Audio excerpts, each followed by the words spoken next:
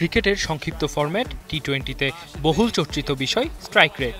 যত কম বলে যত বেশি রান করা যায় এই চিন্তায় গড়ে দেয় পার্থক্য। স্ট্রাইক রেট নিয়ে বরাবরই সংকটে থাকে বাংলাদেশ, এবারও তার ব্যতিক্রম নয়।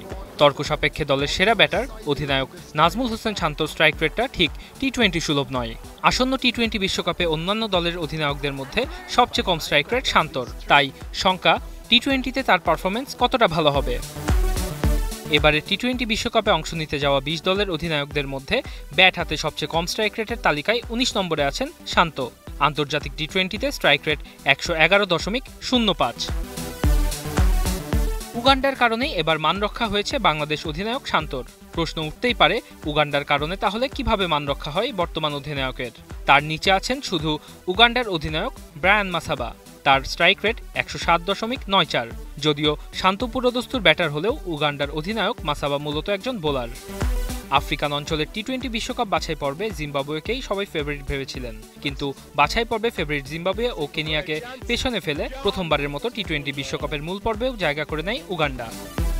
যদি উগান্ডার জায়গায় জিম্বাবুয়ে বিশ্বকাপে খেলার যোগ্যতা অর্জন করত, তাহলে অধিনায়কদের মধ্যে স্ট্রাইক রেটে তলানিতে পড়ে থাকতেন শান্ত, কারণ জিম্বাবুয়ের টি-20 অধিনায়ক সিকান্দার রাজার স্ট্রাইক রেট ১৩৩.৭৮, যা শান্তর চেয়ে অনেক বেশি। মাসাবা অধিনায়ক হিসেবে আবার বেশ সফল। সবচেয়ে বেশি আন্তর্জাতিক টি-20 ম্যাচ জেতায় পাকিস্তানের বাবর আজমের সাথে তিনি যৌথভাবে শীর্ষে। বাবর মাসাবা দুজনের নেতৃত্বে পাকিস্তান ও উগান্ডা এখন পর্যন্ত সমান ৪৪টি করে ম্যাচ জিতেছে। বিশ্বকাপ অধিনায়কদের স্ট্রাইক রেটের তালিকায় সেরা ১০-এ জায়গায় হয়নি পাকিস্তানি সেনসেশন বাবর আজমের, তার অবস্থান ১১ নম্বরে। এ তালিকায় সবার উপরে দক্ষিণ আফ্রিকার অধিনায়ক এইডেন মার্করাম, তার স্ট্রাইক রেট ১৫০.৬৭।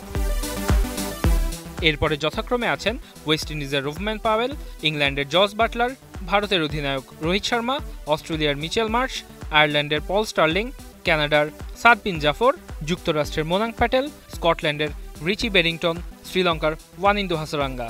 এর পরবর্তীতে আছেন পাকিস্তানের বাবর আজম, নামিবিয়ার জেরার্ড এরাসমাস, আফগানিস্তানের রাশিদ খান, নেপালের রোহিত পোরেল, নিউজিল্যান্ডের অধিনায়ক কেন উইলিয়ামসন, ওমানের জিসান মাকসুদ, নেদারল্যান্ডসের স্কট এডওয়ার্ডস এবং পাপুয়া নিউগিনের আসাদ ভালা।